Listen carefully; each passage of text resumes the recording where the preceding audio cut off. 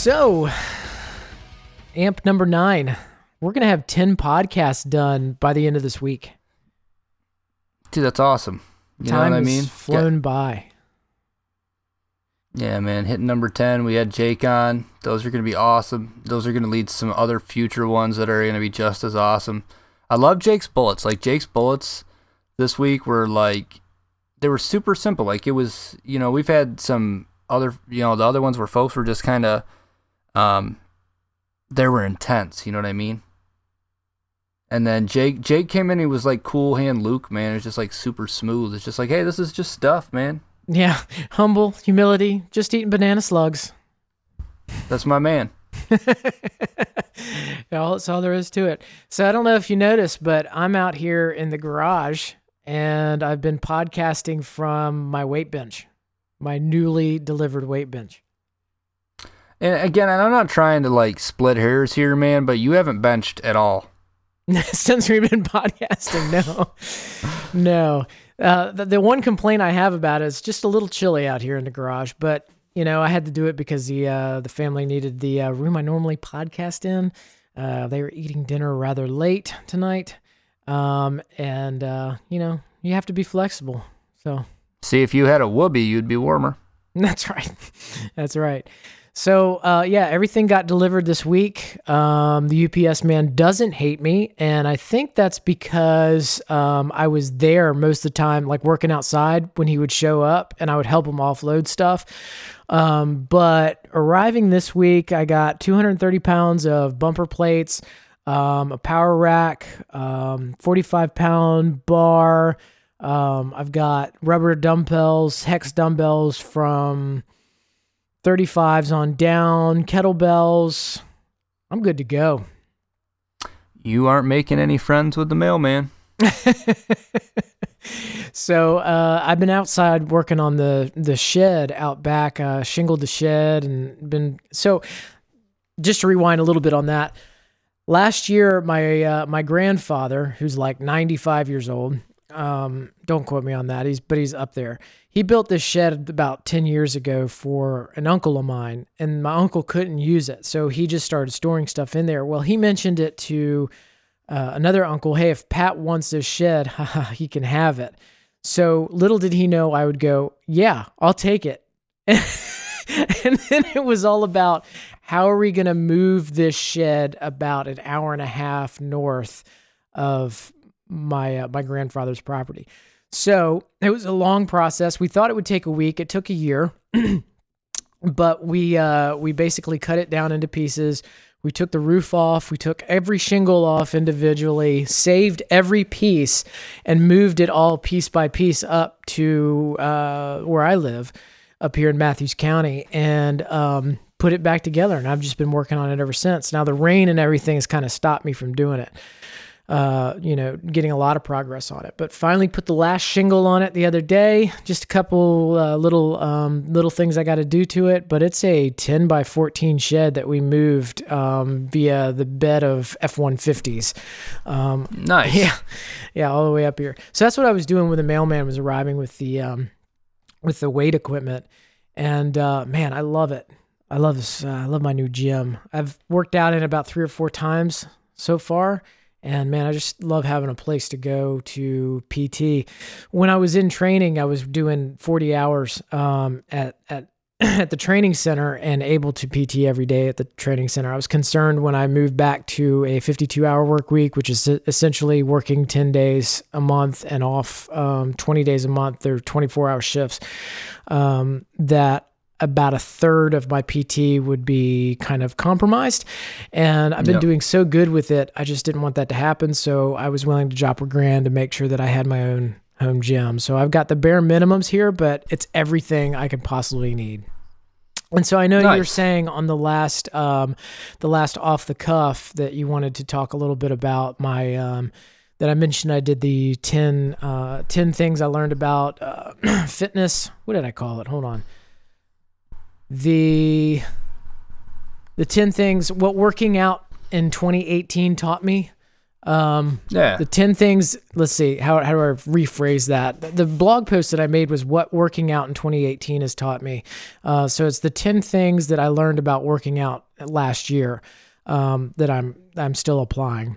And so just to take everybody back, I mentioned it, a little bit on the Jake podcast that, I've been PTing off and on pretty much my entire life, but basically for the reason of trying to have a certain aesthetic to try to look fit, has been, the driving method to make me work out, and it's failed every time. You work out for 2 or 3 weeks and then you realize you're not ripped and you just quit.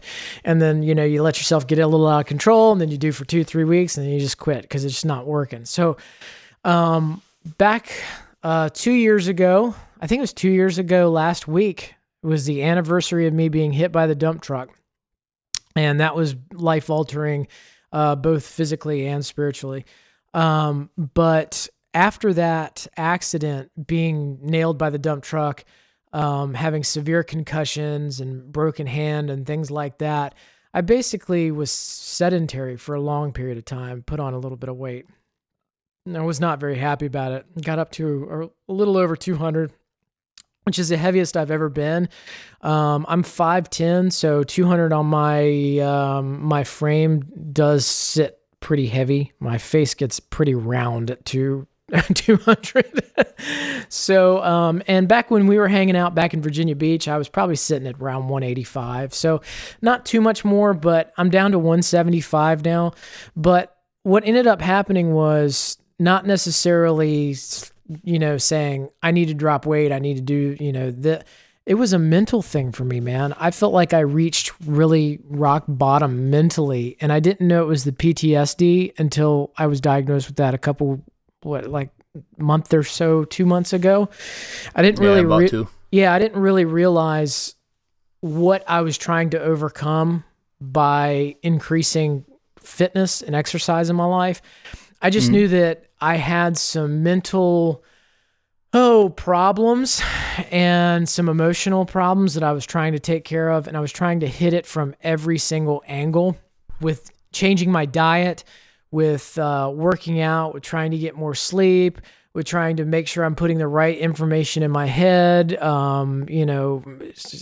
into, motivational audio again, that kind of thing. The meditations, picking up meditation again, just trying to do every single thing I could to not be so depressed or angry or any other thing that kind of comes along with having the PTSD.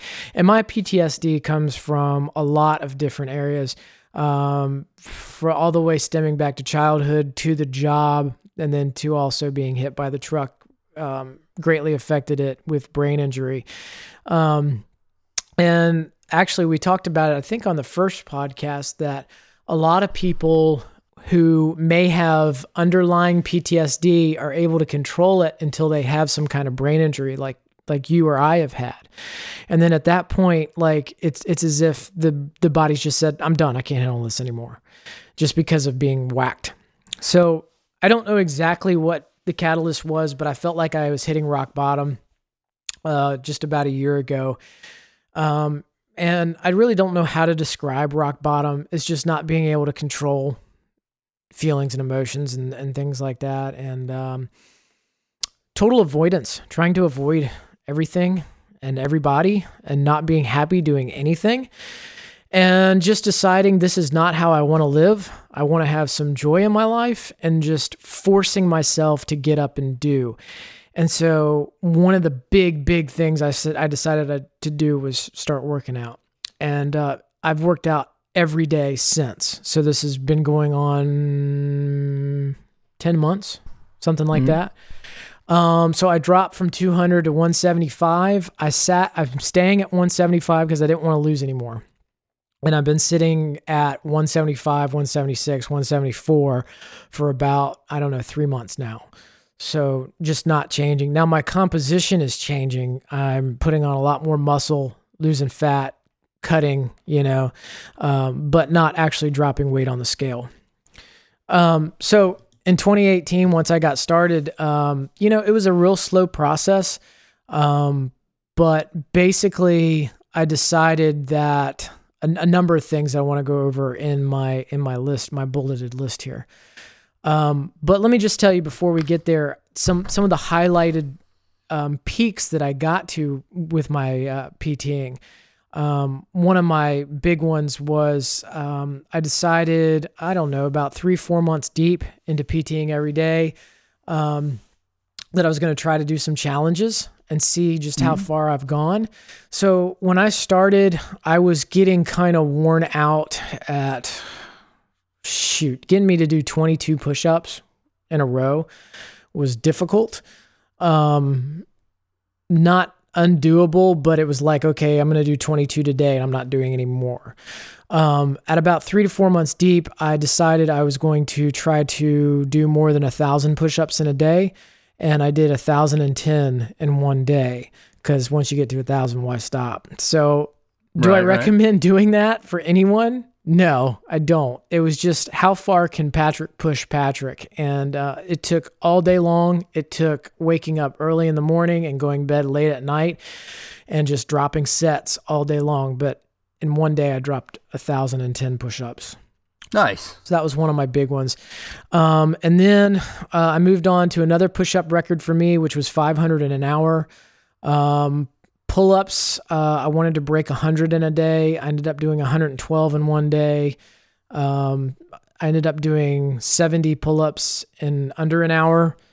And so these are basically, doing as many as you can and dropping down, taking a break, and then coming back and hitting them again. Now, this is coming from a guy who, when I started about 10 months ago, I guess it's been almost a year now. I haven't really looked at the calendar, but it's been almost a year, I guess.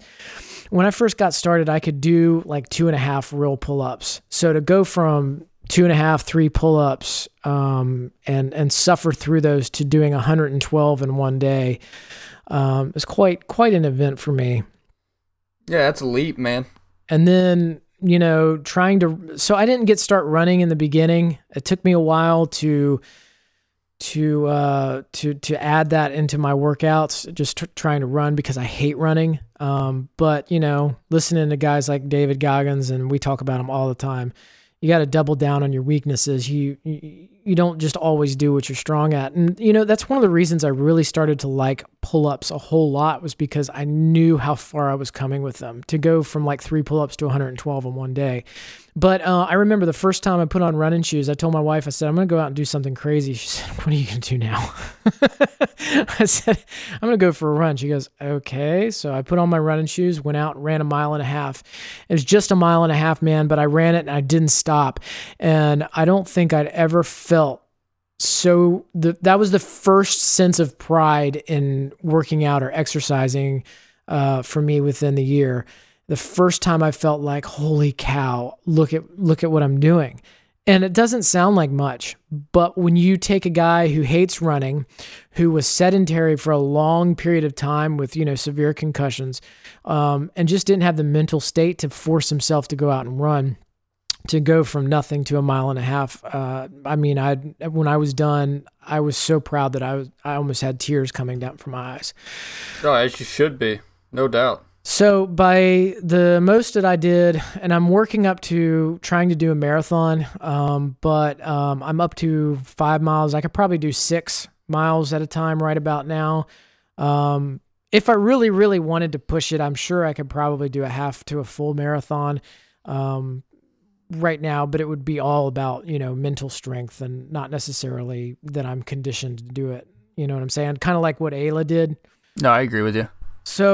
So yeah, I would say comfortably I could do 5 or 6 miles. So that's just kind of highlights some of the, from beginning to end. So here's some of the things that working out in 2018 taught me over the past year. The first thing is, God didn't invent couches, recliners, McDonald's, or Wendy's. Man did that because he is weak.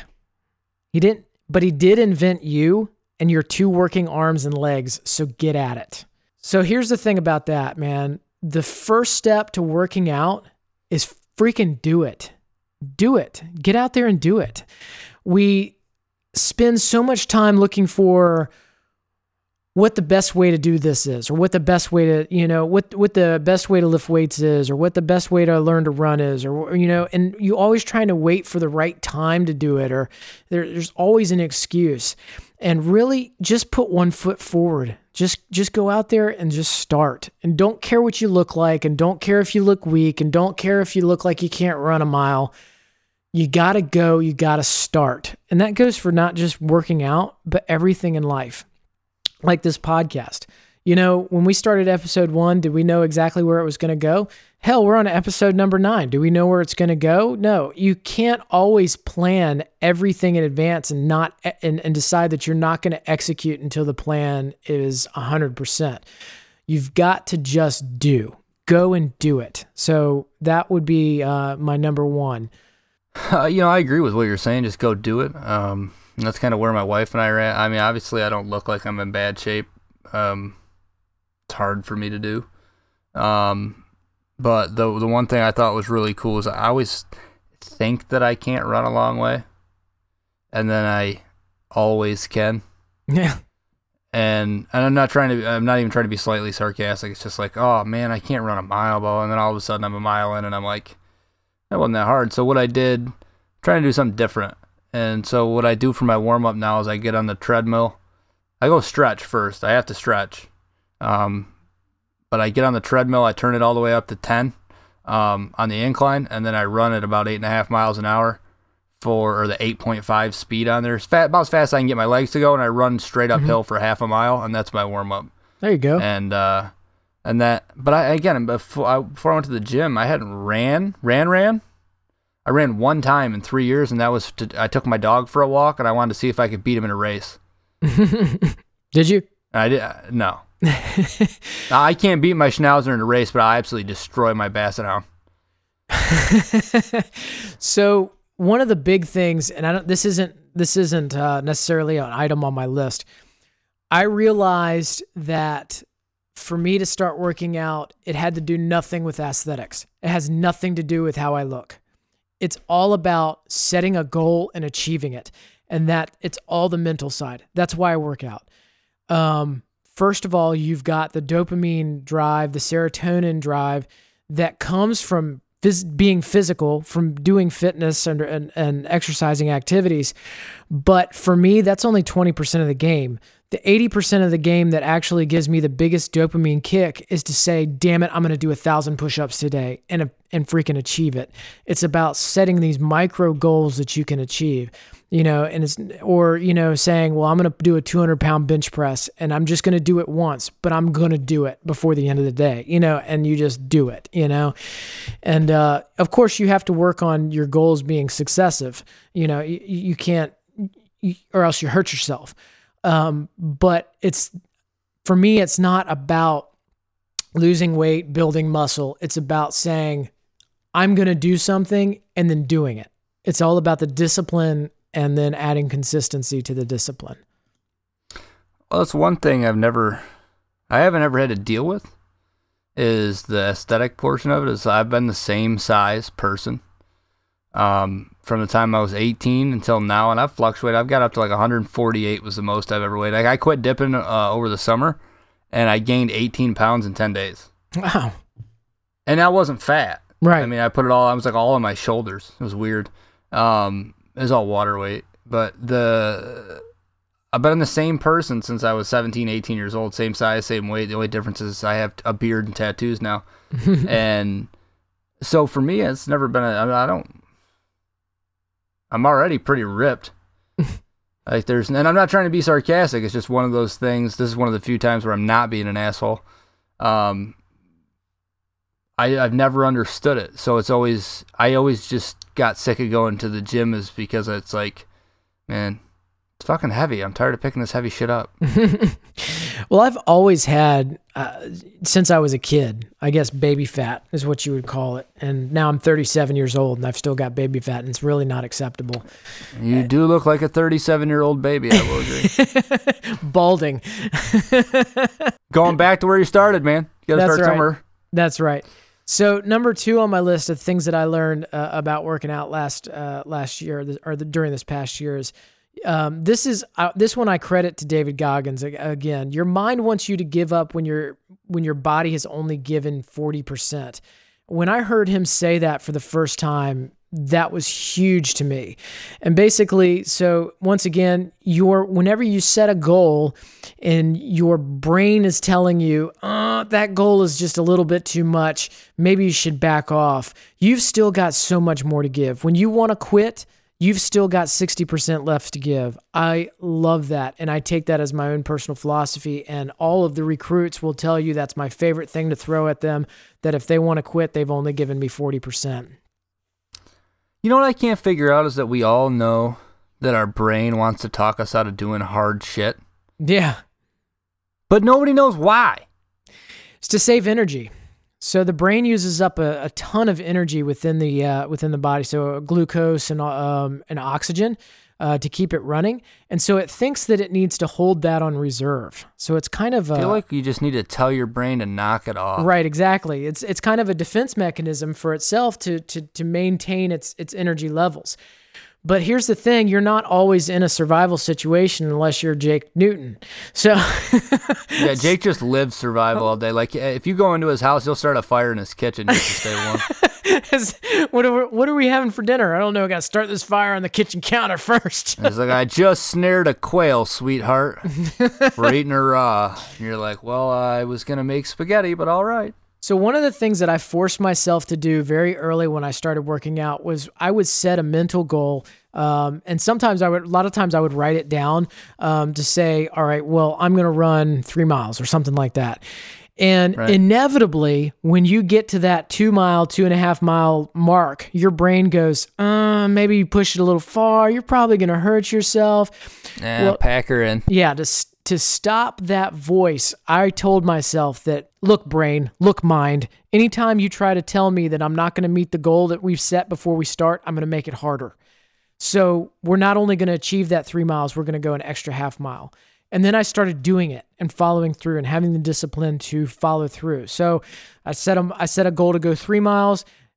If my brain comes back and says, man, I don't know, maybe we should stop at 2.5. No, screw your brain. We're going 3.5 now. And of course you have to have the discipline and follow through to force it to do it. But if you do that every time your mind tells you to stop or slow down or do less, which it's going to do, and you do more, then you're retraining your brain to understand that it can do more than it thinks. I agree. And what I've been doing is I've been slowly kind of mentally training myself to go and watch a half marathon. So no, all jokes aside, my wife and I are going to do one of those fun runs this spring in April where you go through all the obstacles and all that stuff. Oh, that's cool. And she's not she's got like holes in her heart and stuff like that. She's got like irregular heartbeats and stuff. But she still gives it a good go. And for me, I mean, I don't care. I've never ran fast to run fast. I just run to run. So it'll be fun to actually just kind of putter with her and go at her speed and then just like throw her over walls and stuff. They're like, I can't get over the wall. Like, well, you're gonna. Yeah, well, you can tell her, and I hate to keep bringing him up, but Goggins had a hole in his heart, and he didn't know about it until after he'd already been to pararescue and then gone through Hell Week 3 times with the SEALs, and done a bunch more stuff too. So yeah, her doctor was like, "Hey, are you gonna have more kids?" And she's like, "No, it's not planning on it." She goes, "Don't do it. You're not gonna make it." And you're like, oh, that sounds like an easy out. I might knock her up. Just kidding. No, just teasing. She laughed at that joke. I said the same thing to her earlier. She laughed. All right. So number 3 is a saying of mine that I kind of came up with. 100 is the new 20. Kind of like orange is the new black. So 100 is the new 20. If you're not doing, so I got to the point with body weight specific exercises that if I wasn't doing 100, it didn't count. So push-ups, sit-ups, squats, whatever I'm doing, pull-ups. If I didn't get at least 100 done in one day, and then it became, in half a day, and then it became in an hour, it doesn't even count. So it's really interesting because I got into sort of an argument with somebody on Facebook because I was posting a lot of my workouts, and so you know how the cookies kind of work, and then they start showing you stuff. And there was a firefighter program that was advertising on my Facebook, and it was like, these, you know how it's all clickbait. They want you to click it and go buy their program and all that kind of stuff. But they were being very mysterious, very cryptic about what they were trying to sell. And they were saying, these 5 exercises are what firefighters need. You know, join our program to figure out what it is. And so I got down in the comments and I said, push-ups, pull-ups, squats, lunges, and crunches. I can't remember exactly what I said. Mystery solved. Moving on. And so whoever from the program who runs their Facebook actually commented back, and they were like, "Well, yes, but not really because and they were like, "You got to have the perfect stretch routine and the perfect warm-up routine and all this kind of stuff." So they're basically saying, "Well, thanks for blowing our cover, but yes, you're right." And then there's no such thing as having the perfect routine. Right? Yeah. Especially for an unpredictable profession. Like, give me the perfect routine for picking up a 200-pound dead weight between a toilet and a tub. You know, I can do deadlifts all day, but the deadlift isn't going to flop and be absolute like lifting a body. You know what I mean? Anyway, so I wrote back. They wrote something back, and I wrote something back, and we just kind of went back and forth. And they said, "Well, doing 100 push-ups is just going to hurt you. 100 push-ups a day is going to hurt you." And I wrote back, "False. False. Don't tell people that because 100 push-ups a day. Wake up, do 20. At about 10 o'clock, do 20 more. Right before lunch, do 20 more. After lunch, do 20 more. Do 20 more before you go to bed." That is easy. That's just asking somebody to get off the couch and do 20 push-ups 5 times. Man, we used to do a warm-up. Our warm-up was to do 400 consecutive jumping jacks. Yeah. Yeah. So I'm like, basically you're giving people a way out who want a way out. When you say you're going to hurt yourself by doing that much. No, you have to do hard things to be hard. I mean, that's all there is to it. Dude. I've got from doing jumping jacks in the service and with steel-toed boots on, I have ingrown toenails that'll never go away. Oh, you should never do jumping jacks with boots on. Yeah, I know, Navy. Fuck, dude, it's been like 10 years. I can't get these fucking toenails fixed. Oh, dude, it's so bad. But it just goes to show that if you're not doing that the way that, if you're not doing them in your boots, you're not doing functional fitness, right? True, but dude, I'm telling you right now, there was never a situation in the Navy where I needed to do 600 fucking mountain climbers with my steel toes. You know why? Because I went to deployment and I wore a pair of fucking Solomon sneakers. I'm not saying that it's different. Deployment experience will vary, but nobody needs to do PT in steel-toe boots unless you're wearing steel-toe boots, and you better be able to run in steel-toe boots. All right, I'm off my soapbox. So 100 is the new 20. So in other words, don't just stop when you get to a nice round number. Keep going because you've got so much more in you. I guess those number 2 and 3 are kind of the same. It's just a rule that I set up for myself. I'm not going to do if I'm going to do a body weight workout, especially, I'm not stopping at 20. No, that marries up well. And again, I had to build up to that. But anyway, so moving on. Number 4, unless you're 16 to 25 years old, you won't build anything in 20 minutes a day. You know, they have all these programs. Oh, get this in 20-minute day, 5-minute abs, da-da-da-da-da. It's like telling you that you can pay off your credit card by only using the minimum payment. Sure, it's possible, but, you know, it's better than not paying at all. But holy cow, that's a bunch of crap. So stop looking for quick fixes. You're going to have to suffer, and you're going to have to learn to love it. So, and the other reason that I say, unless you're 18 to 25 years old, there's a certain time in your life where you're able to prime your body for the rest of your life. And that time for anybody, I was going to say for men, but it's puberty. It's essentially puberty up to 25 years old. If you prime your body to be a muscle building machine between 16 and 25, after 25, do you think you can gain weight? Absolutely, you can gain fat weight, but you'll be able to get it back to that same baseline, that same standard easier than somebody who, say, taught their body how to gain fat from 16 to 25.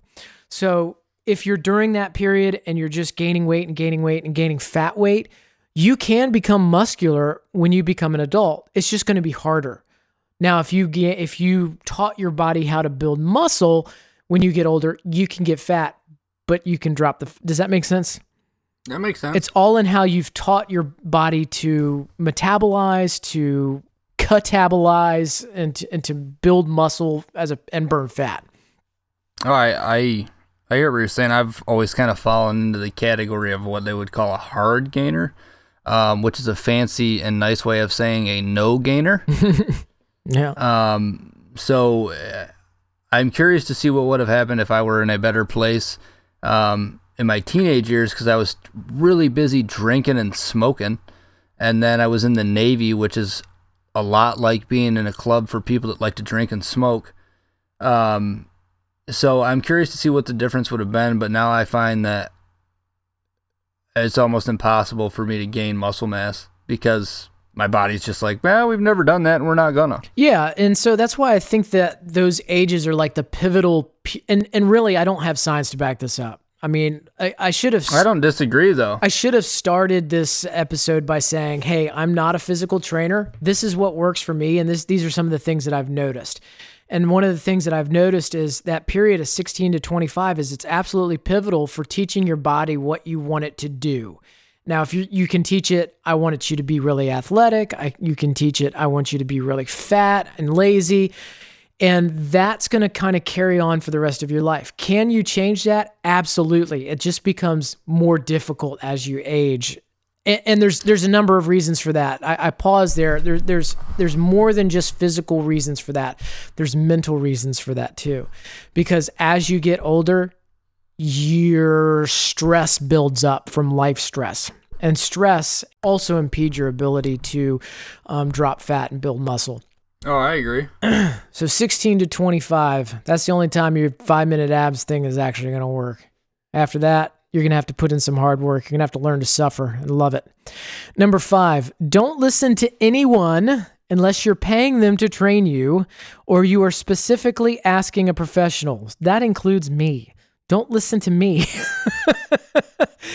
But the thing is everyone wants to tell you a better way. And at the end of the day, because you're always switching between, oh, don't do that workout. Don't do CrossFit. Do powerlifting. Don't do powerlifting. Do bodybuilding. Don't do bodybuilding. Do, hot yoga. Don't do that. That's not functional. Don't do curls. That's not functional. At some point, you got to stop listening to everybody's input because all they're doing is confusing you. And the more confused you get at the end of the day, the more apt you're going to be at the end of the day to say, I'm not going to do it because I can't figure out the right way because this person told me I need to do this and this person told me to do decline benches and that flat bench press doesn't work. And then this person over here says, why are you bench pressing at all? And then this other person over here told me, oh, you've got a flat bench press. If you take in all that information and it just confuses you and you don't do the same workout or exercise enough to make any difference in your body. I like doing benching. I like doing curls. I like doing skull crushers, leg presses, squats, and I take casein protein with melatonin before I go to bed, and I take whey protein during the day.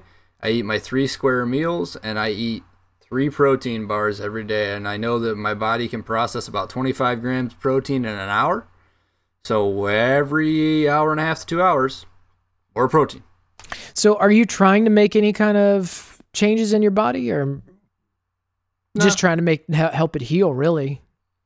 Trying to heal, and I'm always trying to get an edge during deer season. There you go. And functional. And it's functional. So, but for me though, my edge during deer season is being able to go out and hip deep water and sneak up on deer that are out there sleeping on basically islands. Yeah. Yeah. in the water, or walk in 3 miles to a place where I know another hunter doesn't want to go because you have to go up 3,000 feet of elevation, then down a cliff face, kill that deer, and then bring him out. Right. Right. Nobody wants to do that. So if I can get back there and there's a big old buck back there that's never seen a person, and all of a sudden he sees me standing there, he won't even run. So you're looking at endurance. That's what you need to work. That's low weight, many reps. And I say endurance, but then also comes the part of putting 75 pounds of dead deer on your back and walking a few miles. Oh yeah, absolutely. I mean, that's still endurance.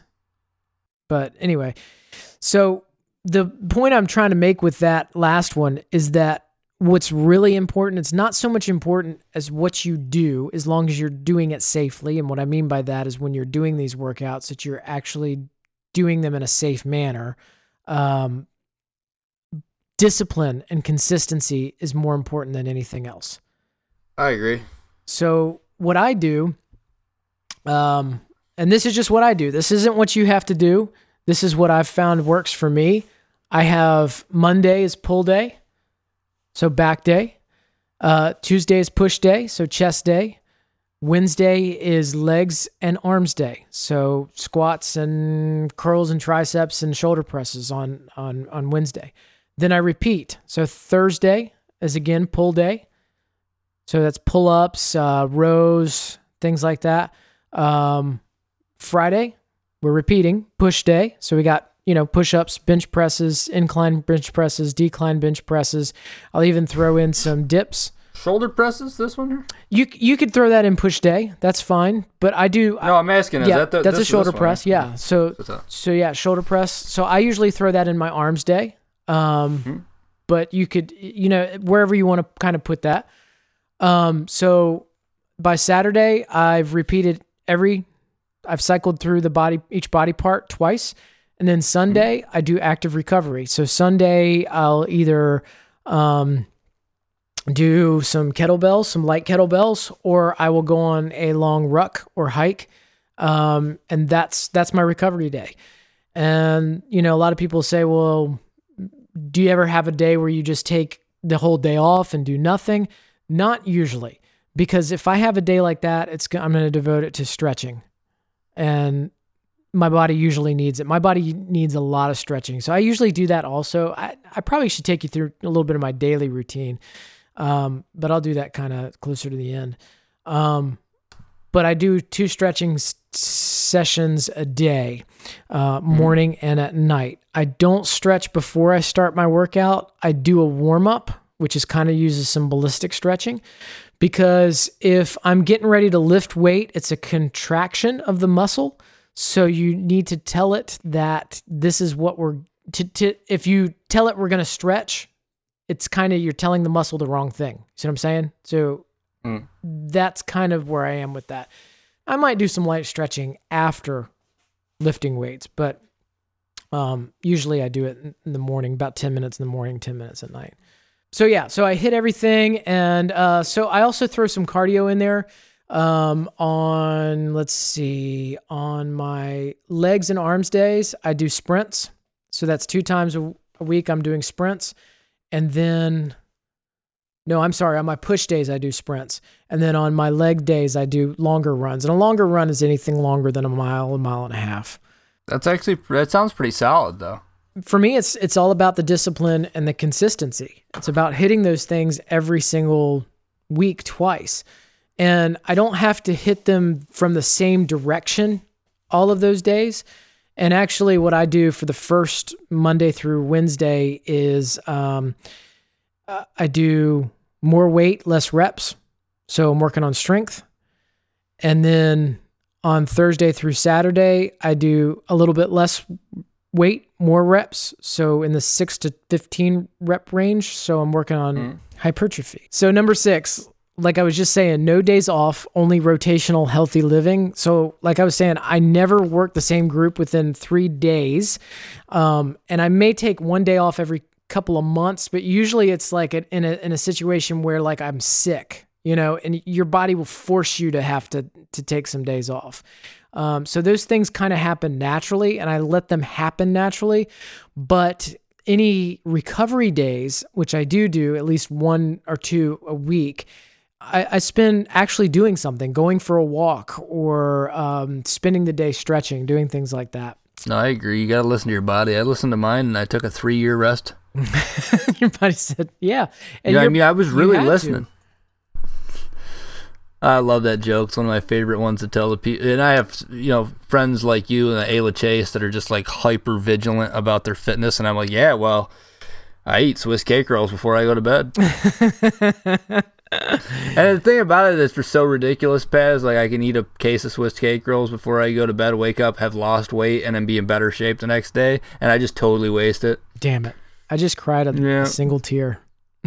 I know. It's all this God-given talent's wasted on this imbecile. So what happened to me is I turned 28 in a fire station, and I took one look around the table, and I saw that everyone younger than 28 was eating the slop that they were making, which is really good food, by the way. Firemen make really good food, but it's crap a lot of times. Everyone under 28 looked really fit and healthy and was eating the same food. And then everyone over 28 years old was just fat. I said, I've got to make a change. Got to make a big change. Number 7, there are 24 hours in a day. Do what you hate first. So I hate ab work. So I usually wake up at 4:30 and do about 150 crunches and leg lifts before most people wake up. And that's not my workout. That's just kind of goes with brushing my teeth. So do what you hate first. Get it out of the way. If you always forget to do the crunches or do the ab work, or let's say you hate to run, that needs to be what you do first. Number 8, this is huge. If there's a supplement advertisement next to a workout in a magazine, don't trust the workout. They want to keep you weak and make you think you need that supplement. So throw out your men's fitness magazines, throw out your muscle whatever magazines. Sorry, guys. Basically, they're just trying to sell you supplements, and they're trying to say, you can't get to this physique without taking these supplements. Those magazines are actually published by supplement companies. The truth is, the people in those workouts on those pages did not do that workout to get that body. I promise you. It's from something else. Number 9, we already kind of covered this. Do not work out to improve how you look. Seriously, for most people, it's not going to change fast enough for you not to quit. So I work out for the sense, like I told you earlier, of achievement and character building. So I work out to fight my current demons and prepare for the next ones that might pop up in my path. I do the same thing, in my Bible daily. It's just working out is just complementary to everything else, to the mind. Yeah. You know what bothers me is that some people just can't accept that they're fucking ugly. Okay. And I'm going to say this because I'm not a 10. I'm not. There aren't women out there that'll see me walk down the street and go, oh my God, there he is. It just doesn't happen. Sooner or later, you have to accept that you're not a perfect person in the world's perspective and understanding of a perfect person, and maybe just take the time to be the perfect you that you are right now and be who you should be at this moment.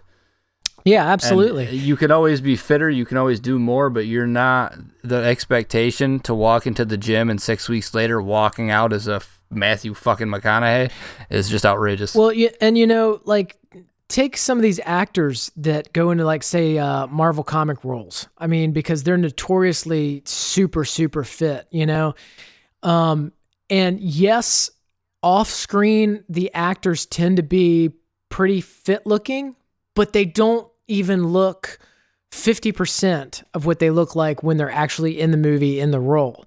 And it's fucking half of it's CGI bullshit. They fucking use Photoshop on people all the time in the pictures. It ain't real. A lot of it is that, but then if you also talk to them about what they did before that scene, like they'll tell you, oh, well, I didn't eat for 3 days, or it's something really extreme that they did to get that particular appearance in that particular scene. And it's over the top for the rest of us, just living our everyday lives. It's too much. You're not going to be the Marvel comic. You know what? Be comfortable in the skin God gave you. If you can improve it, do it. Do what you can do. You know what I mean? But don't wake up tomorrow morning and expect to be, Brad Pitt. Just doesn't work. Yeah. So I think you'll like this next one. I actually have 11 of these things, not just 10. But anyway, so number 10, you'll like this one. I put myself through more physical pain than anyone could ever throw at me in a day. This is about mental strength. It's not about superficiality and vanity.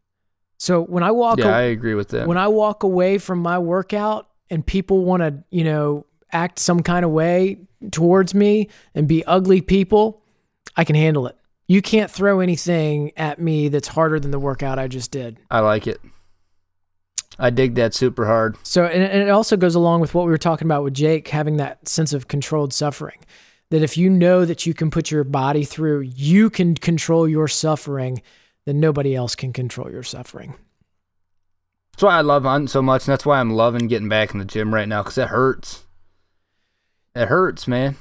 And that'll go away. Once that we talked about it, once that lactic acid kind of gets through your system, and some scientist or health nut is going, it's not lactic acid, it's lactate. It becomes lactic acid once it makes contact with oxygen. Okay, whatever. Well, that scientist needs not worry about my lactations. Yeah, what are they doing listening to our podcast? Stop! You're going to get rid of the one listener we got left. I know, right? Oh, well. All right, number 11. And this is funny because it goes against the entire first part of this podcast where I talked about ordering my own gym. No gym necessary. Unless it's necessary. Yeah, until it becomes necessary. So I started with a pull-up bar and a deck of cards, and I love doing deck of card workouts. So later I bought some center blocks to throw around and, a weighted vest, some kettlebells and stuff like that. But start where you are. So you can use everyday objects to start building strength. Throw a bunch of books in a backpack and go for a ruck. Use a tree to do pull-ups on. The best place that you can go, I used to do this when we were on vacation. When I first started working out, I would look for a playground and I would go to the playground and just do dips and pull-ups and push-ups and, incline push-ups and decline push-ups. I got really good at improvising body weight prison-style workouts. And the deck of cards, I always carry a deck of cards wherever I am. And whatever day it is, if I can't think of any other workout and I don't have access to any equipment, I'll make each one of those suits a certain type of workout. And then I'll just flip a card. And I just do one card a minute. So, say if the card is 10 of hearts and hearts is push-ups, I got to do 10 push-ups. And if I do that in 10 seconds, then I have 50 seconds to rest. I just do one card a minute. So just put your clock on your phone, set it for every 60 seconds to go off, and flip a card every single minute and just do that workout. And just say, I'm not going to stop until I'm done with the deck. So deck of cards and a timer are real important in my workouts, or have been in the past. But anyways, that's my 11 items. That's 11 things that I learned from working out, shooting. Do you think some people are going to be upset that I called them ugly? No, because I don't think you said it to any personal or anyone in particular. That's fair. Yeah, but you know what? It's just you gotta call an apple an apple. Look, I am tall and skinny and gangly and look generally like a living heroin addict, and so for me, I'm just like, at least I'm happy in my skin. That's one part, I can wrap my head around. So it's nice to talk to you. That's like I'm staying at 175. I'm constantly improving. I'm staying on my game. That's where I want to be. I don't want to be the old fat fireman. I want to break that mold. Yeah. And so for me, that's really nice. Where you're constantly molding your skin. I'm stuck in the lackadaisical portion of it where I'm comfortable in my own, and it's good to see somebody that actually takes the time to master themselves as both the sculptor and the stone. So it's I just don't ever want to be the common amongst the uncommon, because man, it's so easy. And I think going to training really helps you appreciate how physical fitness really helps in the fire service. And in particular, when you start going in a burn building and suffering in the 300 to 600 degree range for four times a day for 20 minutes a day, I used to go to do that when I was on the burn team. I am on the burn team, but we would go into basically a kiln and just bake while the students, do their search and rescue and all that kind of stuff. And you just stand in the corner and bake. And I remember many times leaving the burn building thinking, this is where I'm going to die. My blood pressure is going to drop so much in this burn building. I'm just going to pass out and die right here. Or I'm going to leave here and I'm going to be driving home and I'm going to pass out behind the wheel of my car or just die, have a heart attack and die. I just always felt like when I left the burn building, I was just going to die. It's terrible to say that, but I was that unhealthy. And when I started really working out and watching what I ate, I can go there for a week straight and have no problem. In and out, in and out, in and out. Does not affect me. It's hot. And then I walk out. It doesn't affect me long term at all. And I had no idea how related to physical fitness that was. I love it, man. I love it.